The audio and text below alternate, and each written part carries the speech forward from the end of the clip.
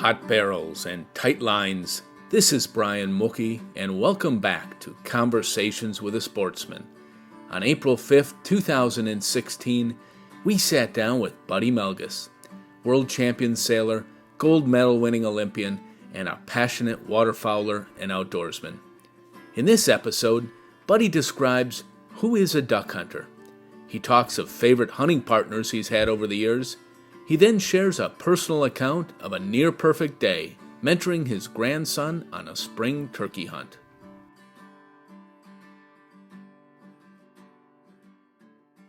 Who is a duck hunter? What is a duck hunter to you? Well, a duck hunter is a guy that really understands how the birds, what they go through, and what it takes to perpetuate the flock and have them grow.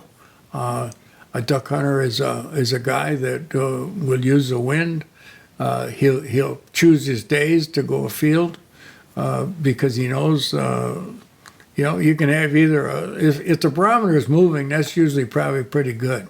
I never did use the barometer very much. I just used the seat of the pants effect to it, like I did because I spent so much time trying to fool Mother Nature with my sailing game that.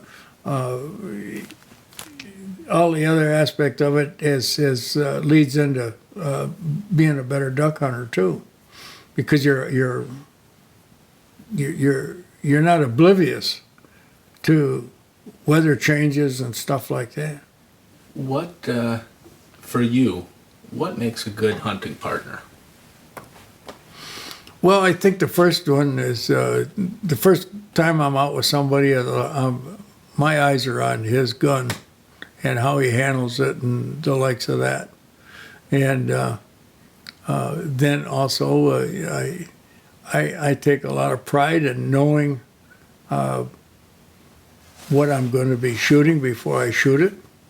I want to know if it's a mallard, a diving duck, or another one of the puddle ducks, and what sex it is. And there's so many of the people I've hunted with aren't capable of doing that, and I don't have a lot of respect for that. They're just shooters. And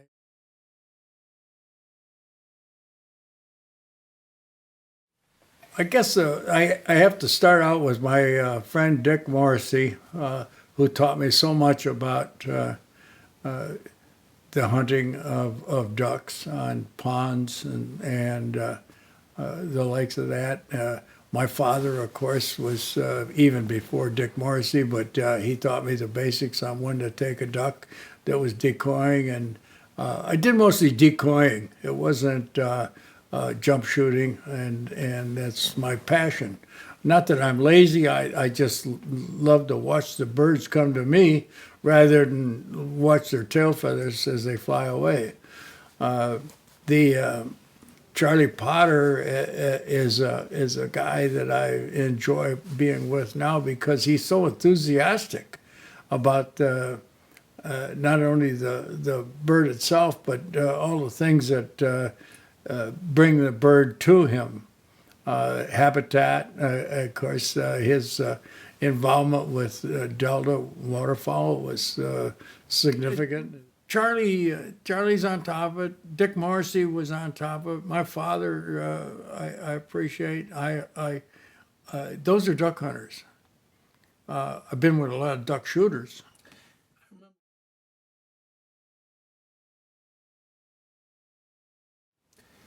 If you could steal one hunt anywhere and with whomever, where would you hunt and who would you hunt with? Well, I think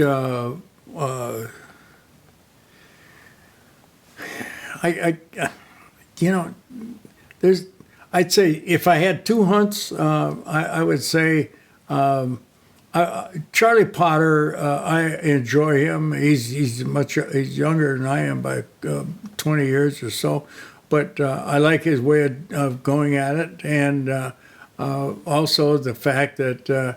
He's on top of his bird identification and the likes of that. He likes to call ducks.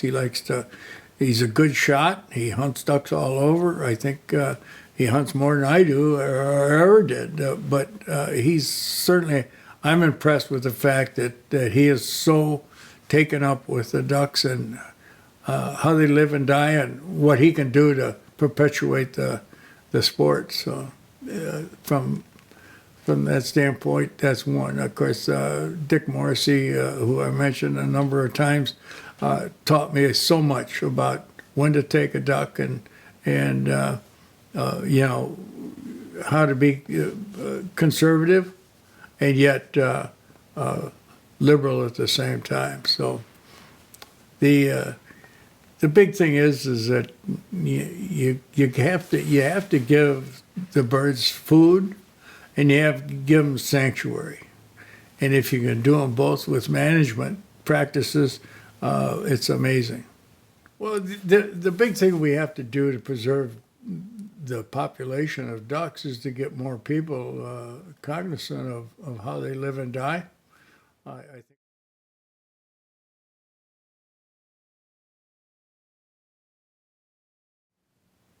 I guess the one that stands out the most was not with ducks, but it was with turkey, and it was last spring. We were in a quite a nice setup with my grandson hunts Melges, my son's son, and Terry Shade was at one big oak, and I was at another very huge oak with my grandson on the right, and it was a perfect setup. Decoy out there just about 12 yards away, and we were in a sort of a woods that had big oaks, but it was pretty open, and we had a pair of hen decoys and a jake sitting out there, and we called, and you wait, you call, and we wait.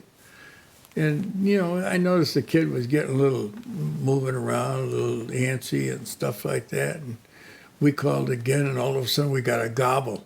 Boom. All of a sudden, you could just, his whole body sort of tensed up when he heard it. I said, "You hear that?" Yeah. He said. So I said, "Okay, now don't move, but I want you to get set up. That bird was right about here, so I want you to get yourself around now. So, get your knees up so you can put the gun on your knee.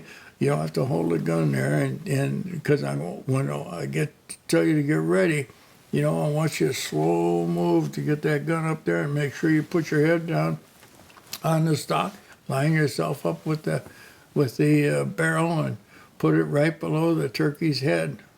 Well, we wait, and we started and we call, and almost every time we call now, we were getting a return gobble, and so the crescendo was building, and finally the bird got right by the decoy and started to walk even more toward us, and I said, "Anytime." And he shot, and the turkey rolled over, and Terry Shade went out, the stem on his head, and the first thing, he set the gun down, and he turned around and grabbed me around the neck and gave me a big hug and said, "Thank you, Poppy, thank you, Poppy, thank you, Poppy," 3 times. Well, geez, what more could you ask for? It was fantastic, and it was a nice bird, 1-inch spurs and big beard, weighed about 25 pounds or something like that. So it couldn't have been better. And of course, there's a little picture in my dresser of him carrying his bird out, and me with the decoys and carrying his shotgun for him.